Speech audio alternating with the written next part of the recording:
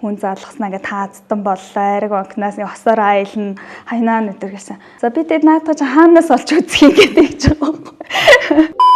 Та манай 12 сарын шүпэр урамшуул эзэн гадаадд буюу хайнаанд хосоор аялах урамшуулын аздан болсон байна. Баяр хүргэе танд.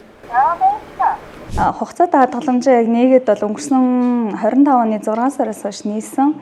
Одоо шинэ хөгжиж байгаа банк хос дээрээс нь ийм суглаатай шинэ урамшуултаа хадгаламж нээж байгаа гэхэд бол яг 100 саяын ингээд бодоод за авдаг ч авдаггүй ч бай мэдээж хадгаламж гэдэг зүйл хүний амьдрал маш өгөөжтэй зүйл юм чинь хадгаламж илүүтэхгүй өөр банкнд бас байхад гээд банкаас олоод ариг дээр юм суглаатай хугацаатай хадгаламжтай юм аян өрнөж байгаа гээд 100 сая азтан яага би байж болохгүй гэж бодсон ч гэсэн тий болоогүй ч гэсэндээ бас маш их том шагналын эзэн боллоо гэж үзэж байна. Ингээд та азтан боллоо гэд ярьсан дараа нь одоо нөгөө нэг яг лайвын бичлэг ингээд таслахтаад найзаас маань ирсэн.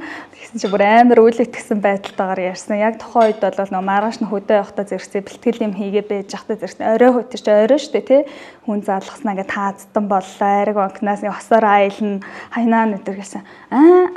Гэд ингээд жоохон гацсаад шокод ороод тэгснэ. За би нягтлах ёстой шүү гэж бодлоо орж ирээд. За би тэд наадах чи хаанаас олж үзэх юм гэдэг гэж байгаа. Тэд наадах чи хаанаас харах вэ? Одоо ичтийн Монгол сувг дээр яг одоо явж байгаа. Яг хаширсан үшиг. Гэсэн чи та Монгол ичтийн сувгаар одоо яг одоо лайв явж байна асаагаад үзээрэй гэ тэгээ зурагтаа асаагаад үзсэн.